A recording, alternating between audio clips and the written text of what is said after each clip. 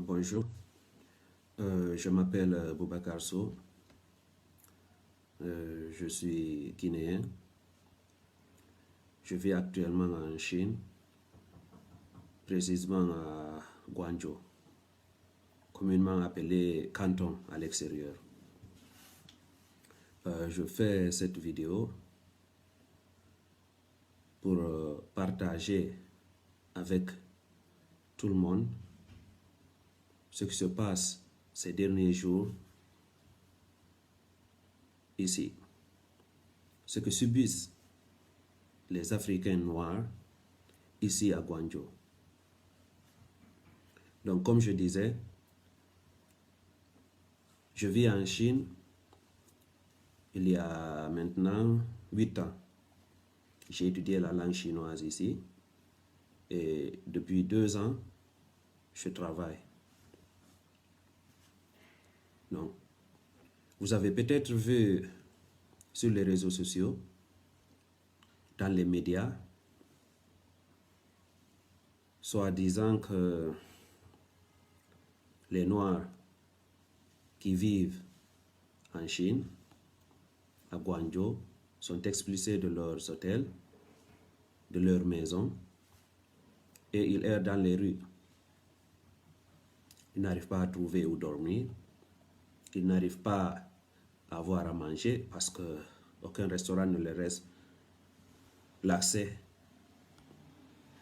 Aucune boutique ne leur vend même une bouteille d'eau. Tout ce que vous aviez vu, c'est la réalité. Ça se passe comme ça. Donc, je voudrais un peu éclaircir sur cet état de fait pour que ceux qui sont à l'extérieur puissent au moins partager les vidéos. Donc, et je dirais, en faisant cette vidéo, je risque gros. Je risque d'être enfermé, ou même pire. Mais ce qui se passe, je ne peux pas me taire. Je ne peux pas me taire. Il faut que d'autres, il faut que certains prennent le risque pour que d'autres survivent. Donc, je vais éclaircir sur certains points. Donc, voilà comment ça a commencé. Nous savons que l'année 2020 a commencé avec cette épidémie de Covid-19 qui maintenant s'est répandue sur toute la planète. Sur toute la planète. Aujourd'hui, la plupart de la population mondiale est confinée. Donc, ça a commencé en Chine ici, précisément dans la ville appelée Wuhan, qui se trouve dans la province de Hubei. Toute la Chine a été confinée. Toute la Chine. À ce moment, j'étais là. J'étais confiné. Mais tout allait bien. On pouvait sortir quand tu avais des urgences à faire. Aller acheter à manger, aller acheter à boire, sortir, marcher un peu.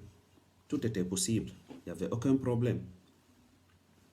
Mais à partir du début du mois de mars,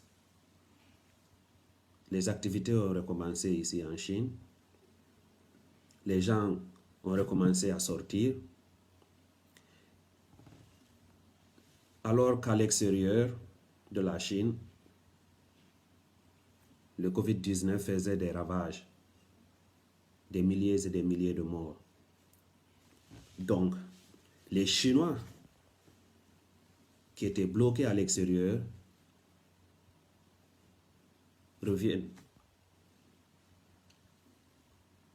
Et certains étrangers aussi, qui ont des résidents en Chine, certains sont revenus. Pour ceux qui pouvaient avoir des vols. Il y a à peu près 2 semaines de cela, sur les réseaux sociaux chinois, on a vu des nouvelles, soi-disant, il y a eu 2 Nigérians qui ont été testés positifs au COVID-19 et qui se sont échappés de leur lieu de confinement. Et avec ça, selon toujours les rumeurs, ils ont contaminé certaines personnes à l'extérieur. Et une autre nouvelle, une autre rumeur. Pourquoi je dis rumeur? En Chine, partout il y a des caméras. Partout. Partout, il y a des caméras. Ici, tu ne peux pas te cacher. À l'appartement où je loge, il y a une caméra juste au niveau de ma porte. À quelle heure je rentre, ils le savent. À quelle heure je sors, ils le savent. Je rentre avec qui, ils le savent. Je sors avec qui, ils le savent. Donc on a vu ces infos sur les réseaux sociaux, soit disant qu'il y a aussi un Nigérian qui était dans un hôpital, qui a été testé positif, qui a battu une Chinoise, une infirmière chinoise. Il s'est échappé de l'hôpital.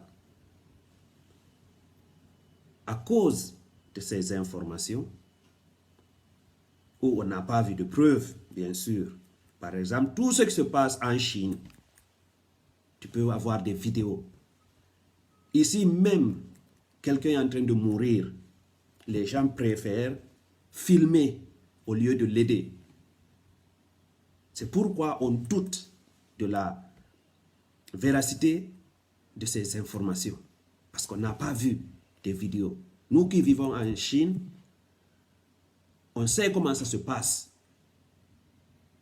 Il n'y a pas quelque chose qui se passe en Chine ici sans qu'il y ait une vidéo. Mais sur les réseaux sociaux, ils ont partagé ces infos et d'autres ont amplifié cela. On a vu certains même dire qu'il y a plus de 300 000, je dis bien 300 000 Africains noirs testés positifs qui sont en train d'errer dans la ville. Donc, ça a causé la peur. Certains taxis ont refusé de prendre des Noirs. Certains Noirs ont reçu la visite des propriétaires des appartements pour leur dire de quitter. Même les McDonald's ont refusé de vendre à manger aux Africains. Mais en ce moment, c'était juste quelques réactions de certaines personnes au dehors. On se disait que si on restait à la maison, sans sortir, ça va vite passer. Mais malheureusement, c'était juste le début. C'était juste le début. Ce n'était que le début. Donc, je vais expliquer mon cas personnel. Le lundi 6 avril, j'ai reçu un message soi-disant de descendre au sous-sol de l'immeuble où je loge pour faire des tests. Et je me disais, mais je ne suis pas allé dans une zone à risque. Je n'ai pas été en contact avec une personne à risque. Pourquoi je dois aller faire un test? Mais je me dis ok, il n'y a pas de problème. C'est déjà bon de savoir C'est déjà bon de faire le test. Donc, je suis descendu. À ma grande surprise, je vois 9 personnes aussi qui sont déjà là. Donc, je demande, mais qu'est-ce qu'il y a? On me dit, ils sont en train de tester tous les étrangers de la cité. Je dis, mais ne dites pas étrangers, dites les noirs. Regardez bien. Je dis, dans la cité ici, il y a des Russes, il y a des Arabes, il y a des Américains, il y a des Canadiens. Mais là, il n'y a que des Noirs. Et je suis sûr qu'il n'y a que des Noirs africains. Noirs africains. Qui ont le passeport des pays africains. Il me dit, oui, c'est ça, c'est ce qu'on a vu nous aussi, mais qu'est-ce qu'on peut faire? On dit, ok, mais quand même c'est bon, on va faire le test. Donc le lundi, à 12 h, on a fait les tests. Sans problème, sans discuter. On nous a dit encore de remonter dans le bureau pour remplir des formulaires. On l'a fait sans problème. Chacun est retourné dans son appartement. Le lendemain, mardi 7 avril, la police est venue frapper sur toutes les portes des étrangers africains, noirs. Ils nous ont informé qu'on ne doit pas sortir de chez nous. Même pour faire descendre la poubelle, c'est interdit. On doit rester dans la maison, dans nos appartements. Quand on a besoin de quelque chose, on doit appeler les gérants de la cité et les informer de nos besoins. Ils vont faire monter. Je les ai posé la question de savoir, ok, hier on a fait les tests. Donc, les résultats, c'est pour quand? Parce que moi, je croyais qu'on devait nous confiner jusqu'à la sortie des résultats des tests. Le policier m'a juste dit, non, pour le moment, restez chez vous, ne sortez pas. Quand les tests vont sortir, on va vous informer. Quand est-ce que vous pourriez sortir? J'ai dit, ok. Le même jour, à 19 h 30, je reçois un autre message, soit disant de me préparer. Je dois aller faire la quarantaine. Mais je me dis, d'abord, les résultats ne sont même pas sortis. Je ne connais même pas les résultats des tests que j'ai faits. Je dois aller faire la quarantaine au dehors, à l'extérieur, loin de chez moi. Mais je n'avais pas le choix. J'ai préparé quelques bagages. On me dit de descendre et aller derrière l'immeuble. Il y avait déjà une ambulance. Il y avait déjà certains autres Africains. On a rempli des formulaires. Je les ai posé la question, vous nous amenez où? À l'hôpital? Ils me disent non, dans des hôtels. Il dit, vous n'êtes pas testé positif. Lui-même, il me dit ça. Vous n'êtes pas testé positif. Mais vous allez faire la quarantaine dans les hôtels. On va payer les charges de l'hôtel. On n'a pas discuté, on est arrivé ici. Donc, depuis mardi 7 mars à 22 h jusqu'à aujourd'hui, 15 avril, je suis ici. Comme vous voyez, je suis dans un hôtel, dans une chambre d'hôtel, seul, à 18 km. À 18 km de mon domicile. Après, j'ai contacté beaucoup de mes amis, j'ai regardé les groupes de chat des autres Africains. Je me suis dit que, ah bon, donc je ne suis pas le seul, ou bien la cité, notre cité. Ce n'est pas le seul cas. Ce n'est pas le seul cas. Aujourd'hui, il y a plus de 2000 Noirs africains qui sont confinés. Soit chez eux, mais ça, c'est pas le plus grand nombre. La plupart, peut-être je dirais 80%, sont dans des hôtels. Et dans les hôtels, il y a certains hôtels qui n'autorisent pas la nourriture de l'extérieur. Tu ne peux pas appeler de la nourriture à l'extérieur. Tu es obligé de manger ce qu'on te donne à l'hôtel. Et pour certains, ce n'est pas facile pour eux. C'est pas facile. Il y a certains, on les prive même d'eau. On les prive d'eau. Donc, sur un autre point, chaque jour, il nous dérange. Je dois faire la prise de température, mesure de température, 2 fois par jour. Chaque 2 jours, ils viennent, ils font des prélèvements pour les tests dont on ne donne jamais les résultats. Jamais.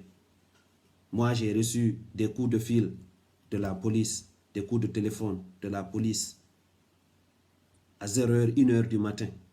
0h, 1h du matin. Vous imaginez quand ton téléphone sonne en pleine nuit,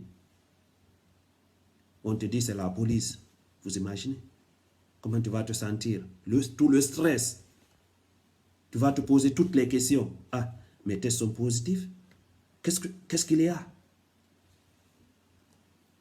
Et le pire dans tout ça, certains nous disent non, il faut juste coopérer, ça va passer. En ce moment, toute la population mondiale est en confinement, c'est juste 14 jours, ça va passer. Je leur dis que oui, c'est juste 14 jours. Mais ça, c'est le confinement. Et après les 14 jours, qu'est-ce qui va se passer? Qu'est-ce qui va se passer? Et après, 3 jours après le début du confinement, j'ai reçu un message venant du propriétaire de l'appartement où je loge. Elle me dit que la police l'a appelé pour lui poser des questions à propos de moi. Mais je me suis dit, mais pourquoi? Si la police a besoin d'informations sur moi, ils peuvent m'appeler. Ils viennent même de m'appeler hier nuit. Elle me dit non, en général, ils veulent savoir, selon eux, pourquoi j'ai donné mon appartement à un étranger. Et je vous dis, à Guangzhou, en Chine, précisément à Guangzhou, quand un Chinois te dit étranger, il sous-entend noir. Donc elle me dit, la police l'a appelé pour lui poser des questions. Pourquoi? Pourquoi elle a donné son appartement à un étranger? Pourquoi elle a loué son appartement à un étranger? Mais elle a dit, mais il a présenté des papiers légaux. Il a un permis de travail légal. Et je lui fais confiance. Donc, mais je l'ai demandé, mais est-ce qu'il y a une loi chinoise qui interdit à un Chinois de louer son appartement à un étranger? Elle me dit, non, il n'y a pas cette loi. Je dis, alors pourquoi toutes ces questions? Voilà ici les conversations qu'on a eues. Malheureusement, c'est en chinois. Pour ceux qui ne comprennent pas la langue chinoise, voilà notre conversation.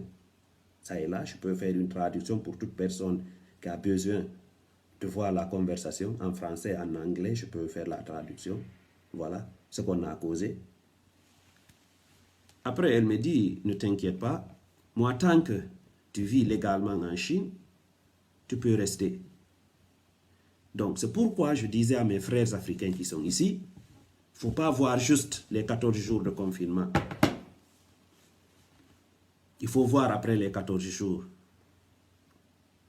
Déjà avant cette situation, ce n'était pas facile pour un noir d'avoir un noir africain, je précise très bien, parce que si tu es noir mais tu as un passeport américain, on va te donner. Si tu es noir avec un passeport français, on va te donner. Si tu es anglais avec un passeport, si tu es noir avec un passeport anglais, on va te donner. Mais si tu es noir avec un passeport d'un pays africain, il était même déjà très difficile d'avoir un appartement. Soit les propriétaires ils disent qu'ils ne donnent pas, ils ne louent pas leurs appartements à un noir. Des fois, tu trouves un propriétaire qui t'accepte de te louer son appartement, tu pars à la police locale pour te faire enregistrer, la police te dit non, il faut chercher d'autres lieux, d'autres cités. Ici, tu ne peux pas loger ici.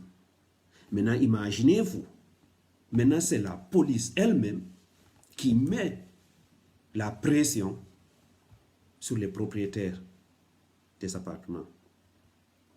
Maintenant, après le confinement, après les 14 jours où on va vivre, on a des visas de la Chine. On a des permis de résidence, soit d'étudiants, de travailleurs, de regroupement familial, issus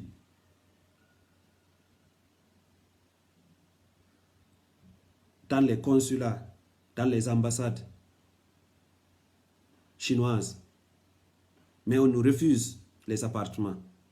On va aller vivre sous les ponts avec nos résidents, avec nos visas. Ok, je vais passer sur un autre point. Le silence de la plupart des autorités des pays africains.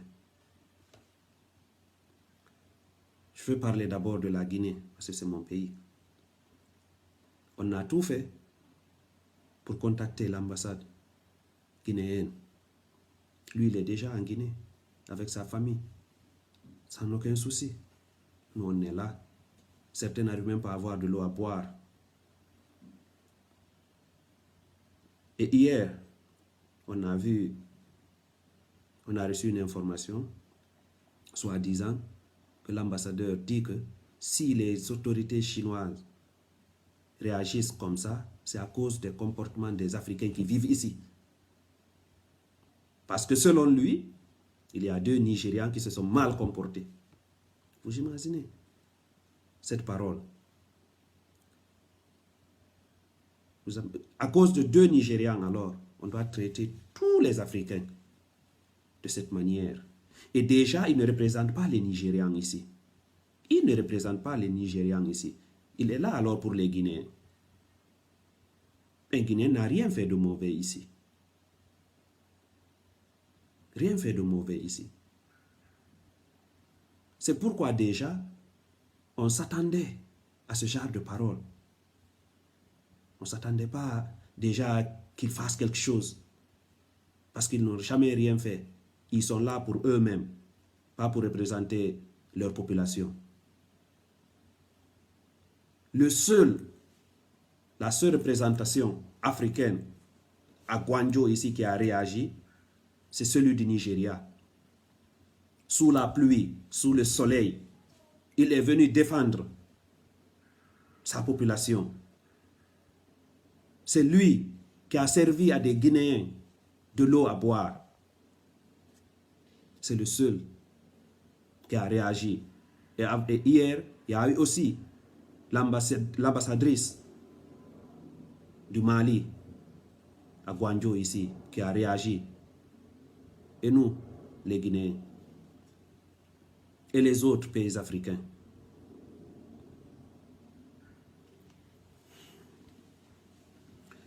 Hier, j'ai reçu un appel d'un de mes profs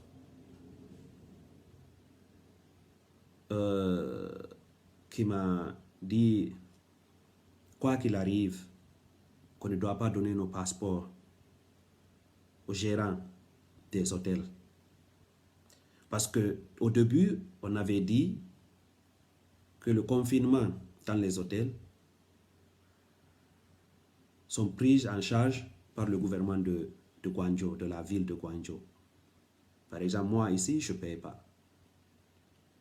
Mais il y a certains hôtels qui ont exigé que les gens qui sont en confinement de payer encore. De payer 200 à 300 renminbi, ce qui peut faire disons 30 à 40 dollars la nuit. La plupart sont des étudiants. La plupart sont des étudiants. D'autres font du business ici. Mais nous tous, nous savons, avec la pandémie, l'épidémie de COVID-19, c'est très difficile. On vient de payer nos loyers. On nous prend de force, on nous amène dans des hôtels et on veut nous faire payer encore. Donc, je disais, ce prof m'a appelé, il me dit, quoi qu'il arrive, de ne pas donner nos passeports aux gérants des hôtels. Parce que c'est une manière, de faire pression sur nous quand le confinement va finir pour qu'on paye les frais. Donc ce qui se passe ici, c'est inhumain. Inhumain. Inhumain. Moi, je vis très bien, je suis bien intégré en Chine. J'ai des amis chinois qui conduisent leur voiture jusqu'à 60 km pour m'apporter à manger, à boire, des fruits et tout. Je les remercie. Ce ne sont pas tous les Chinois qui sont mauvais, loin de là, mais je suis peiné de voir comment on traite, comment on me traite, comment on traite les autres. Donc, je vous prie, mes frères et sœurs africains, je prie tous les êtres humains, qu'ils soient de Hong Kong, du Japon, de la Suède, du Nigeria, de l'Ouganda, des États-Unis, partout. Essayez de partager ces vidéos, ça va beaucoup aider. C'est la seule manière dont vous pouvez nous aider. C'est la seule manière. À cause des vidéos qui circulent ces derniers jours sur le net, on a déjà commencé à voir un peu de changement. Par exemple, hier, dans certains hôtels, des volontaires chinois sont venus apporter de l'eau, des boissons, des fruits aux Africains qui sont confinés dans les hôtels. Mais ils ont refusé. On leur a dit de refuser. On n'est pas venu ici pour mendier. On est ici légalement. On paye nos factures, on paye nos taxes. On paye les frais de scolarité. Déjà, nous les étrangers, le loyer qu'on paye, des fois c'est le double du loyer que paye un Chinois. Donc nous aussi, on participe au développement de la Chine. On n'est pas venu ici pour mendier. On n'est pas nos dirigeants. On n'est pas comme nos dirigeants. Même si on est pauvre, on garde notre dignité. Donc, ce que je disais, s'il vous plaît, pour nous aider, essayez de partager ces vidéos. Juste un clic suffit. Peut-être avec ce clic, vous pouvez changer le comportement de certains ici.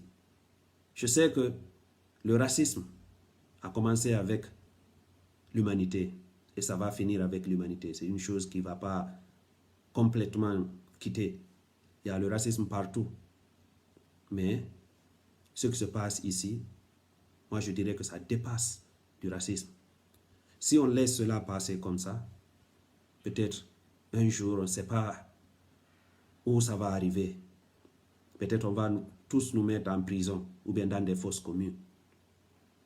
Donc, s'il vous plaît, pour faire passer l'information, partagez toutes les vidéos et les photos que vous voyez sur Facebook, Twitter, Instagram.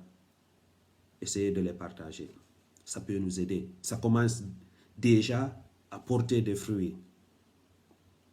Donc, je remercie d'abord, surtout, le consul du Nigeria pour tout ce qu'il a fait, pas seulement pour les Nigérians. Je remercie ceux qui prendront le temps de regarder cette vidéo et ceux qui vont la partager. Merci. Et j'espère que Covid-19 va quitter, ça va finir et on va tous retrouver notre vie normale. Merci.